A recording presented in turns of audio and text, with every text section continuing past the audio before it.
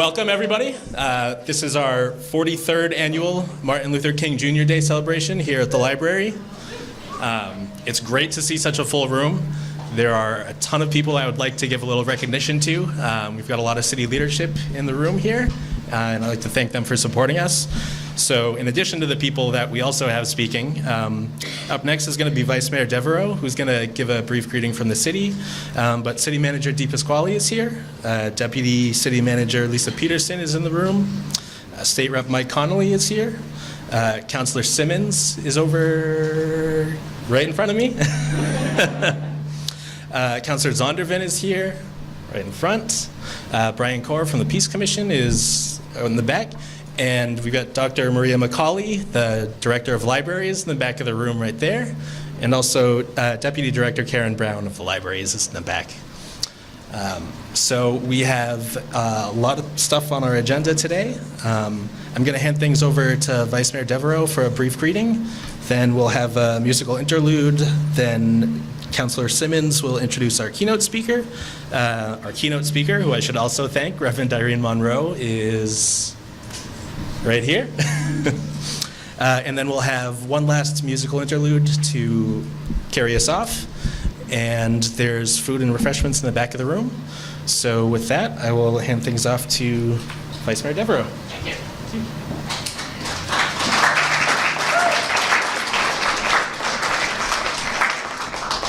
Good evening, everyone.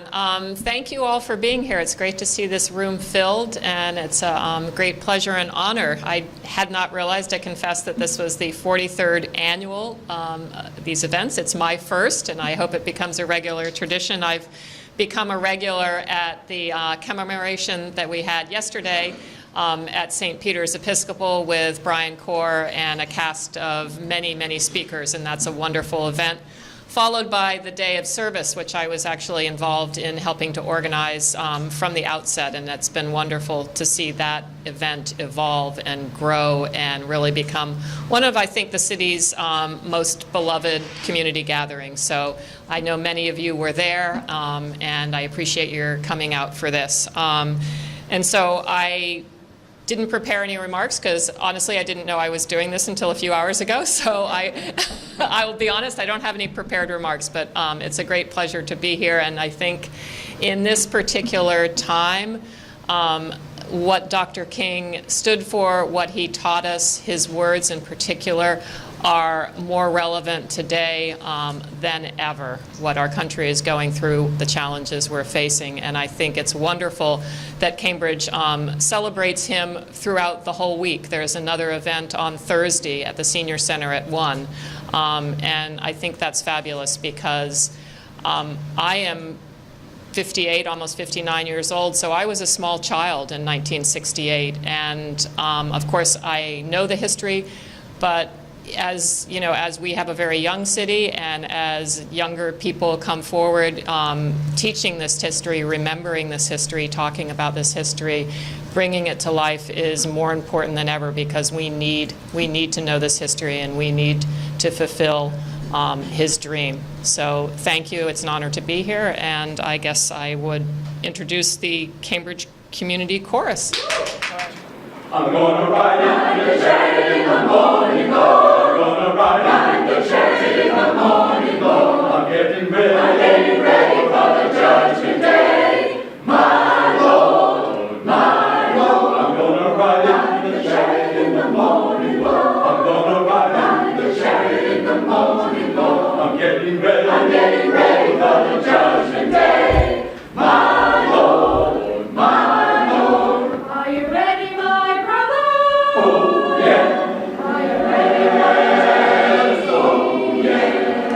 Want to see your Jesus? Oh, yes. I'm ready for the chariot 'cause I'm ready to join. I'm gonna ride in the chariot in the morning, Lord. I'm gonna ride in the chariot in the morning, Lord. I'm getting ready for the judgment day. My Lord, my Lord. I'm gonna ride in the chariot in the morning, Lord. I'm gonna ride in the chariot in the morning, Lord. I'm getting ready for the judgment day. My Lord, my Lord. Are you ready, my sister?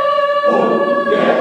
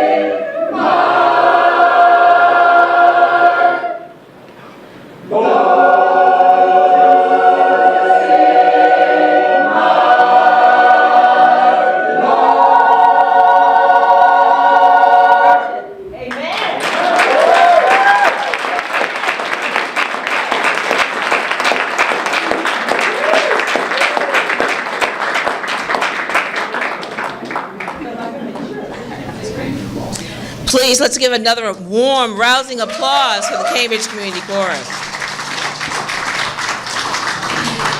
I hope that song touched you as it touched me. Ride the chariot. Ride the chariot to peace, to freedom, to anti-discrimination, to pay equity, to economic empowerment for women. We want to ride that chariot. Good evening, everyone. No, great evening. Great evening. It's a great evening because we have all of you here. The mic is not being nice to me, so I'm going to stand back. It is so wonderful to see all of you here. I have been participating in this event for a long time. I'm not going to use the number. And I've seen it when it was teeming with people like it is tonight, so I want to thank all of you. But I also want to acknowledge and thank our Executive Director, Maria. Maria, please stand. Because it's her thoughtfulness that is helping people that work with her, Jason, who's done an incredible job to develop such a wonderful program. And she had to be hired by someone. And where's Mr. Louis B. Pasquale? Take a bow, Mr. D. Pasquale, because if it wasn't for you for bringing her here, we wouldn't do this. So.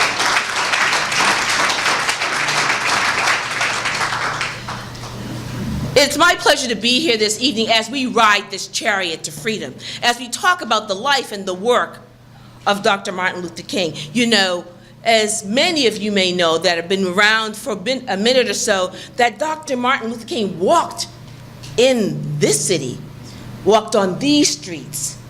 He walked his truth every day. And when he was here in Cambridge, he talked about how can we make sure that everyone is treated equally. So it is so significantly important that we're here to hear the remarkable words of a very good friend and a wonderful orator, Reverend Irene Monroe. So I'm happy to be here and participate in the city's annual observance of Martin Luther King Day.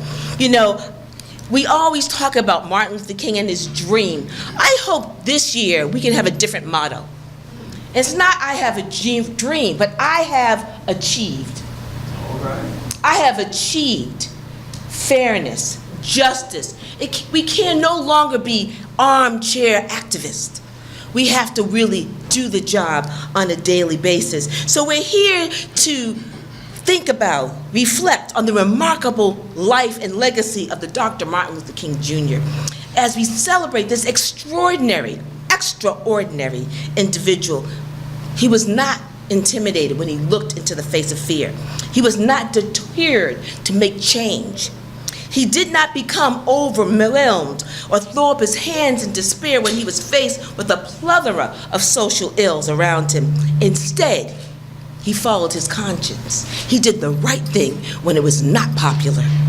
He did everything in his power to promote the vision of a more just society.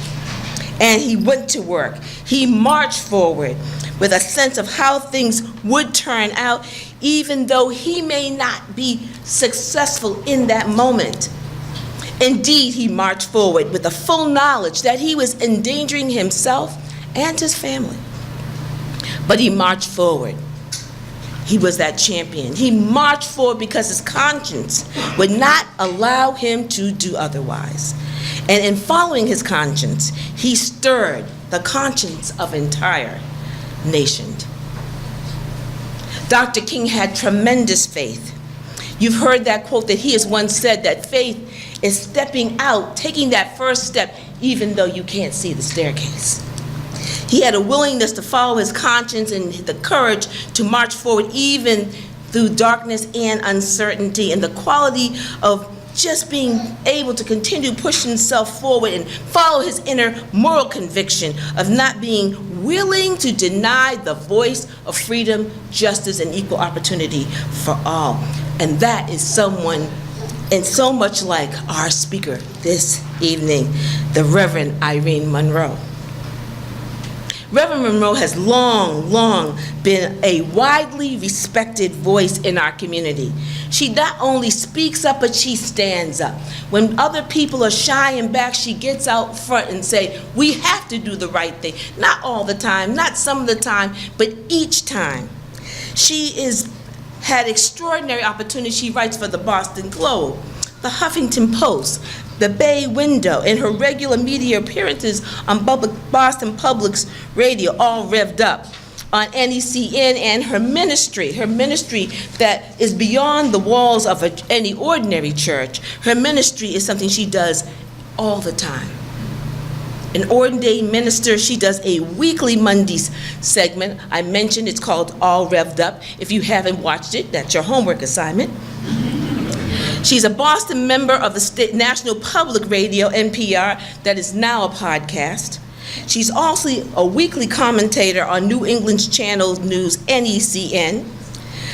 Reverend Monroe is the voice for the Detours Boston, Boston Beacon Hill, Boston's Black Women Abolitionist Guided Walking Tour of African American Heritage. I don't know when she sleeps.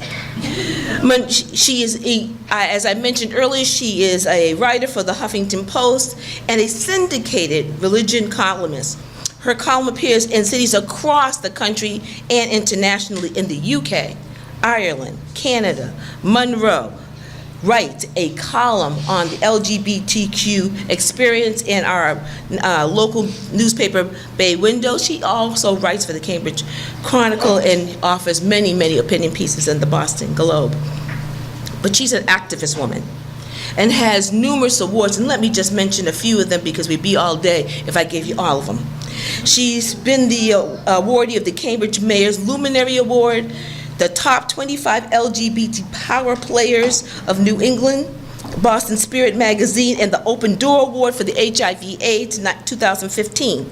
Black Church and the LGBT community from the Old South Church, the Cambridge Bayard Reston Award, the James Hardy Legend 2012, the YWCA's Outstanding Woman Award 2011, the Cambridge Peace and Justice Award, the Boston Certificate of Recognition for continued leadership and dedication to Boston gay and lesbian community. And although she has done tremendous work in the LGBT community, she also has done tremendous work for women in the African American community. She is a renowned author, activist, but the best thing she is my very good friend. Please join me in giving a warm welcome to my sister, activist, reverend, preacher, teacher, and all-round very good person, the Reverend Irene Monroe.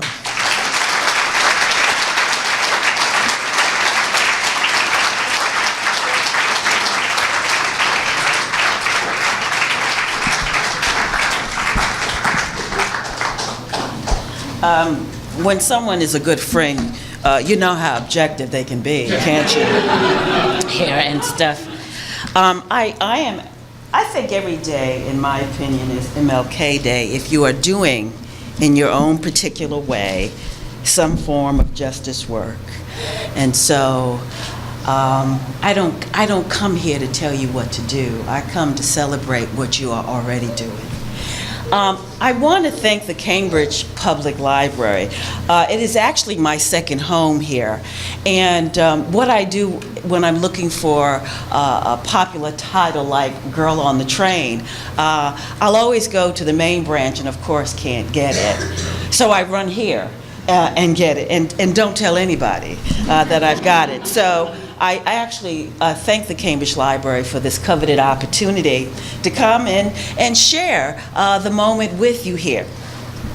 And a tsunami of thanks, I have to say, would not aptly nor amply convey my heartfelt gratitude for the service Councilwoman Denise Simmons give to the city. Really.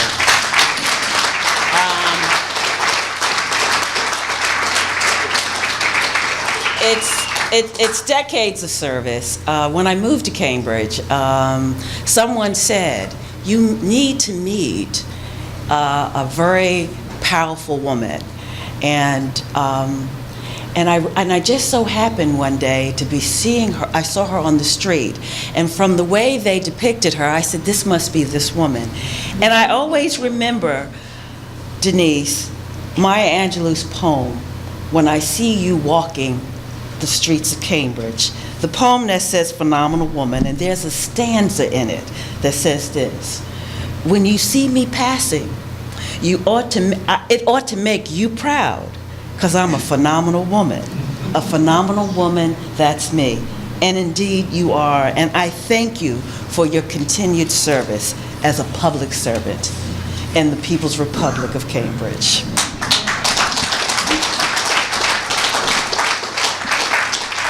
So, as a minister on a good day, and when I got the congregation going, and I really felt that the choir got it all riled up here, I don't talk or preach on text, but I realize that I must stay on topic. I have a tendency to walk up and down the aisle, and you look somewhat like my congregation, just not dressed up, but that's all right. Somewhat like my congregation. But I say this to say that I will stay on text here so that I don't keep you any longer than you have to be here. So it is an honor to be here this evening. I know of no words eloquent enough to express the deep meaning, the great power, and the unconquerable spirit of this man we have come to honor. Like many who have gathered here this evening, I am bound, committed, and humbled by the words and teachings of the, oh, do I have to talk in this? Yeah, there's gonna be into logos the, in there. Yeah. oh, okay. Oh, okay, because I thought, all right now, all right, okay. Of the Reverend Dr. Martin Luther King. Can you hear me, folks? All right. I give praise for the gift of his words and the beauty of his wisdom and the strength of his life's work. And like so many, I too stand on the shoulders of Dr. King. This year is the 50th anniversary of the assassination of King. It is a painful and necessary anniversary to remember, considering where the country is today. Americans on the margin have the most to lose in a nation now eroding, if not dismantling, decades-long civil rights gains that allowed full protection and participation in what was once upon a time an evolving multicultural democracy. While I am nervous where we are in 2018, I am also reminded, however, of King and the civil rights movement of the 1960s. My looking back at that era gives me hope to look forward beyond this moment. In the inimitable rhetorical style of the African-American Jeremiad tradition, King's voice is most remembered from his I Have a Dream speech of 1963. I come this evening to talk about a key element of King's I Have a Dream speech, and that is building the beloved community. The King Center accepts, or explains, I should say, the concept like this. In the beloved community, poverty, hunger, and homelessness will not be tolerated because international standards of human decency will not allow it. Racism and all forms of discrimination, bigotry, and prejudice will be replaced by an all-inclusive spirit of sisterhood and brotherhood. King called the three greatest threats of building the beloved community being racism, materialism, and militarism. I want to explore with you tonight this concept of the beloved community. This hinders a minister, if one who moves, so I have to move this. If not, at some point, walk up and down the aisle, okay? I want to explore with you tonight the concept of the beloved community as a mirror for us to reflect and see how Cambridge holds up, and also as a way to help us as a city to make a distinction in understanding that good intentions does not equal good outcome or impact. Or better yet, anemic gestures of goodwill doesn't hide ill-conceived concepts. See, now, if I was in black church, people would say amen and preach this stuff. Work with me, people. Work with me, okay? Work with me, okay? Oh, thank you. You can come to my church on Sunday, all right? King understood that the building of the beloved community can only begin to work when those relegated to the fringes of society can begin to sample what those in society take for granted as their inalienable right. Oh, go ahead now. All right. I'm going to walk now. Okay. This is good. Yeah, okay. And he understood that it is both wrong-hearted and wrong-headed to ignore the challenge. During the time of King's dream of building the beloved community, Southern states had a long, systematized, peculiar brand of justice that we know and has been termed as separate but equal laws that allow for separate drinking fountains, restrooms, restaurants, hotels, just to name a few. The South during the Civil Rights Movement was a place where the entire country could watch African Americans being subdued by blazing water holes or being charged by aggressive German shepherds on national television.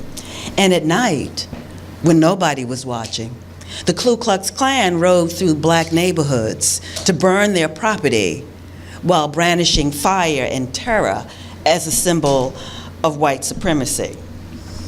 This holiday always reminds me how Alabama has always been a troubling state when it comes to upholding the civil rights of its citizens. Now say amen now. Come on now. Okay? Martin Luther King, civil rights activism began in the unwelcoming heart of Dixie in 1955, when on a cold December evening, Rosa Parks refused to relinquish her seat to a white passenger, which birthed the Montgomery bus boycott. The boycott, thank you, for Rosa. And I always say this when we talk about, see, I'm off text now, but I'm gonna try to get back on it, okay? I'm a segue, don't worry, watch me, I'm a segue here. But I always try to tell people that when we understand movements, it's not just about one particular person, it's about many people. And I always tell people, had Rosa Parks not sat down, King could not have stood up. And so we always have to remember that it's more than just one person here. The boycott was the first that would be many marches and protests that would evidently catapult King to a national stage. However, racism didn't just situate itself unabashedly in the South. It also tainted life in the North for African Americans, albeit differently and less visible. And although segregationist practices directly violated the 14th and 15th Amendment to the U.S. Constitution, the federal government exerted little effort to enforce these amendments, whether it was in the North or the South. Our job in keeping King's dream alive is to be part, really, of a participatory government, local and national, that is working to dismantle all existing discriminatory laws and practices that truncate full participation of its citizens in the fight to advance democracy. Cambridge, well, there you go. Cambridge is my community, and I love Cambridge. But it too falls short of King's dream. Now come on now, folks. Come on now. Cambridge, proudly dubbed as the People's Republic of Cambridge, is ranked as one of the most liberal cities in America. And with two of the country's premier institutions of higher learning, Harvard University and Massachusetts Institute of Technology, Cambridge draws students and scholars from across the world. Cambridge showcases a kind of diversity and multiculturalism that rivals the UN. Cambridge is no doubt a progressive city. However, when you scratch below the surface, there's also a racism, a liberal racism, that is as intolerant as Southern racism. King said, "The three greatest threats to building the beloved community are racism, materialism, and militarism." Let's look first at racism in the context of Cambridge. Now, if you folks get up and leave, I'll understand. But I'm going to say it anyway. Just like Southern racism that keeps blacks in their place, liberal racism does too. For example, Cambridge maintains its racial boundaries not by designated color water fountains, toilets, or restaurants, but rather by its zip codes, major street intersections known as squares, like the renowned Harvard Square, and residential border areas that are designated numbers like Area 4 that carried both stigma and stain, and was predominantly a black, poor, and working class enclave. It is now known as the Port, and it is also now gentrified by biotechnology and the pharmaceutical boom. With education viewed as a passport to opportunity and success, and with the imperative to strengthen Cambridge public schools, our only public high school here, Cambridge Rindge and Latin, have both parents and students of color asking to reform the school's curriculum towards a more racially sensitive and just pedagogy. A graduating senior last May shared during a town meeting highlighting the tokenization she experienced by saying that it's white supremacy with no knowledge of Black Americans influencing Cambridge, the nation, or beyond. I think what bothers me, troubles me a lot, is that the kids of color who live here in Cambridge have far less chance of getting into any of these universities than someone coming overseas has a better chance. So there is something amiss, not right, in terms of what is going on in this bastion of liberal education. When King talks about materialism, and I want us to look at it in terms of Cambridge with its Tony enclaves, sprinkling with homes that start at prices over $500,000, has become predominantly comprised of professionals and a moneyed class. And last week's edition, so I don't want you to think I'm making this up, okay? In last week's edition of Cambridge Chronicle, our mayor, Mark McGovern, inaugural address was printed in the newspaper, and it was titled, United in Pursuit of Social Justice, that he delivered on January 1. And he said this, he says, we have a lot to be proud of, and yes, we do. Yet, despite our best efforts, despite being surrounded by world-class universities and being the innovation capital of the world and a AAA bond rating we have here in the city, we have far too many in our community who are not assessing the prosperity that surrounds us. And this is the part in his speech that I thought was shocking. And when I see the mayor, I'm going to ask him, is this really right?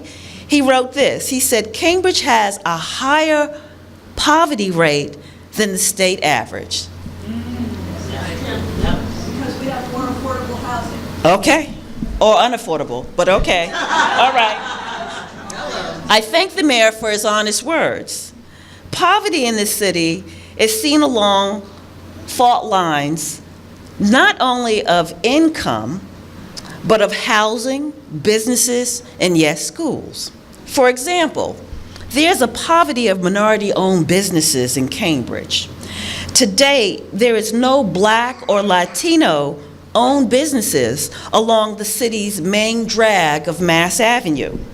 Here's an example that might be a clue as to why we don't see these businesses. If you look at me incredulous and you can correct me, do call and respond. Say, Rev, that's not right, okay, please.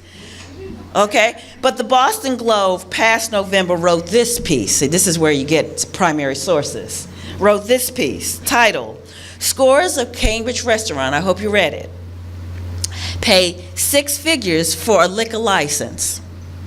Others got them free. When we think of racism, many of us think of it in terms of black and white. The Globe article pictures an Asian American woman who owns a restaurant here. She paid $200,000 for her liquor license while many of her competitors got them free. She said in the article that she would have loved the same deal, but she didn't know the secret handshake, highlighting she's not part of that inner circle of business owners.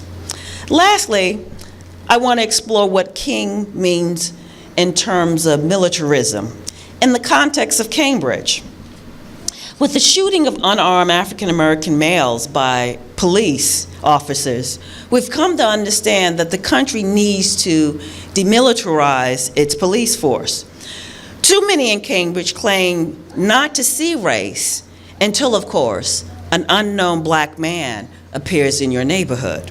For example, we all know when renowned Harvard professor Henry Louis Gates was mistakenly taken to be an unknown black man breaking and entering into someone's home that happened to be his own in 2009. It was a story that went viral, it went international, and it leaves a pox, national and international, that's right, leaving a pox on the city. But I have my own personal story of policing, and it's about my spouse. When gender identity and sexual orientation comes into play, the treatment by police can be harsher. For example, my spouse drives, even today, a brand new BMW, derisively dubbed as a black man's wagon. She is often stopped for the classic case of driving while black. And when many, and I need to say this because this has been an ongoing, story here for a good while. I always keep thinking that by now they ought to know Thea, okay? And and for a couple of reasons, because she jogs all over town. She's the fitness buff among the two of us. I just show up for gym. But by now you would think that they know her, okay? And when we had a dog, they seemed a little more friendlier when we had a dog, but the dog died. And so she walks and jogs the street by herself. But when many of the Cambridge cops realize that she's a woman and a lesbian one at that, their unbridled homophobia surfaces. My spouse Ubers a lot now, or she walks to work, which is at Boston Medical Center, due to the trauma of the constant shakedown that she's gotten. Many folks, when we share this story, are shocked to hear it because if you know Thea, and I'm not just saying because I'm her spouse, she's a mild person, but they also seem shocked that it would happen to her because she's an ER physician at Boston Medical Center. So one of the things you learn, that what cops see, it doesn't matter what your profession is. It took them a long time for the Cambridge cop, and I just went there and introduced myself. I had to let them know that the dog died, as you remember I said, that the dog that I'm walking, that's my dog. And that big house, I know it may seem too big for two lesbians, but we own that house, okay? And on a good day, we even clean it. So, okay? And sometimes on Thursdays, if we get our act together, we take the garbage out. But the point is that when I went to introduce myself to the police officer, and you would think by now they would know me too. And I just need to say this. I come to driving very late in life. I didn't learn. I'm from New York, from Brooklyn, and so I come very late in life. I got Brooklyn in the house. Okay, I'm Bed-Stuy. Do or die. What are you? Oh, go ahead, girl. Come on, you. Okay. Oh, that's Brownsville. Oh, we got to talk, okay? We got to talk after. But the point is that. You begin to wonder, because one of the things is that if I get a ticket, it should be for two reasons. I'm going too slow, and I pulled over because I don't know what to do. So when it happens, and by the way, where Thea has a new car, I have a beat-up, nasty-looking 2005 Volkswagen. Now, if you think I've stole that car, you're a fool. For King, the beloved community is an ongoing process. The work of democracy is rooted in building the beloved community because it allows us to see along this troubling human timeline, the faces and to hear the voices in society that are damned, disinherited, disrespected, and dispossessed. But if King was among us today, he would say that it's not enough to just look outside of our communities to see places where society is broken. He would say that it's not enough to talk about institutions and workplaces that are fractured and segregate people based on race, religion, sexual orientation, and zip code. King would say that we must look at the ways that we ourselves manifest these bigotries, how we are the very ones who hold up these biases, and that these institutions and workplaces and governments and universities are made up of people like you and me.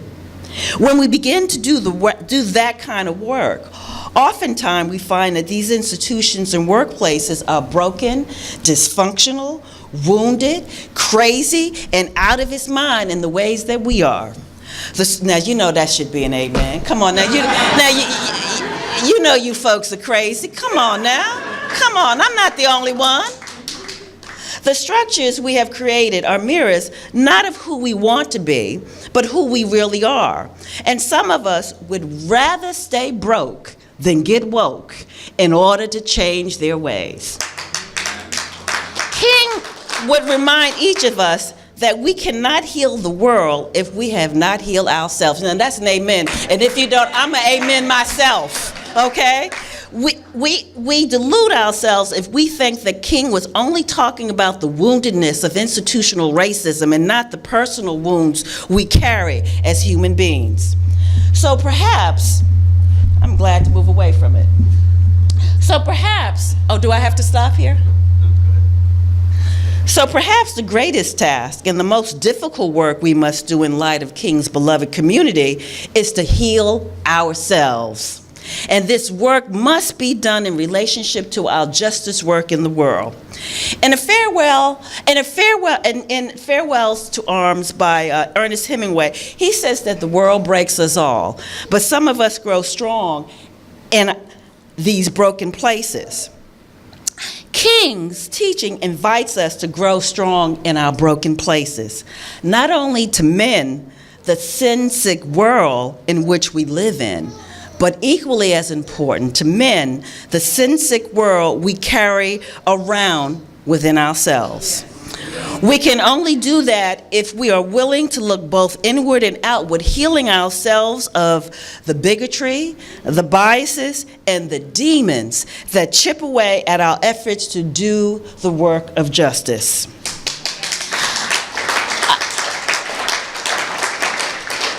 I know personally that the struggle against racism that King is talking about is only legitimate if I, Irene, is also fighting anti-Semitism, homophobia, Islamophobia, classism, and sexism, to name a few.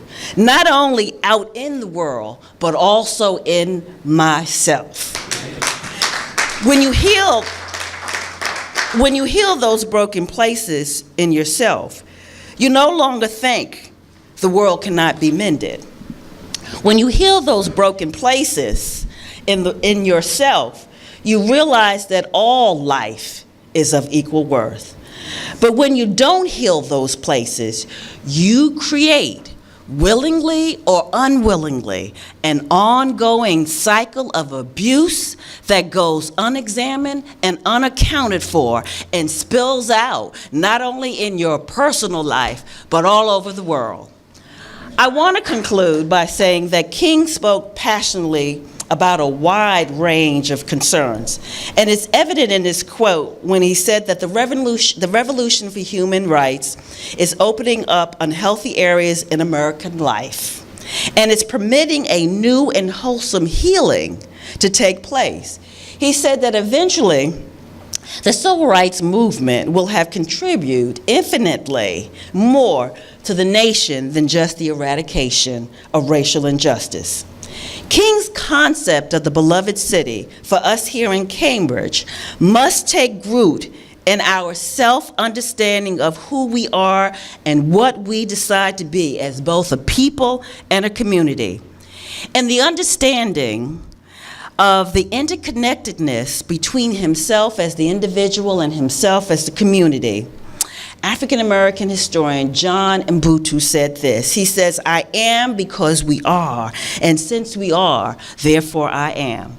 Many of us come here this evening wanting to implement King's version of the beloved community.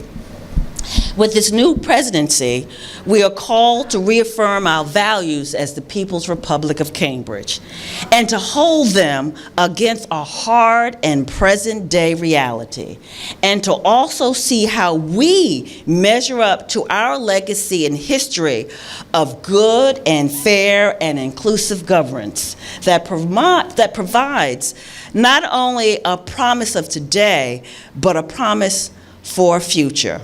So let us leave here this evening understanding that we must execute a consensus of purpose. We must be united in this journey.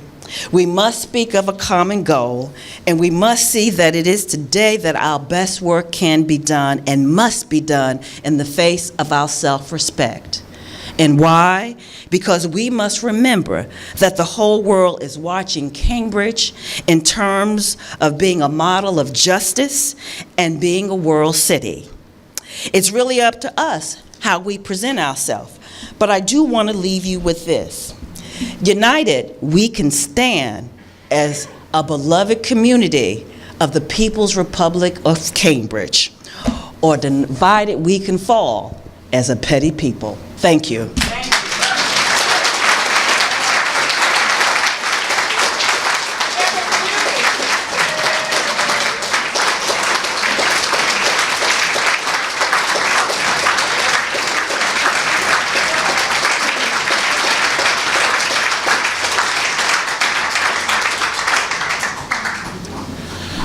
Thank you, Reverend Irene Monroe. That was fantastic. Thank you to our other speakers, Councilwoman Simmons and Vice Mayor Devereaux, and thank you to our chorus who has one more song for us, I believe. So if we can get them up here, we'll have them play us home.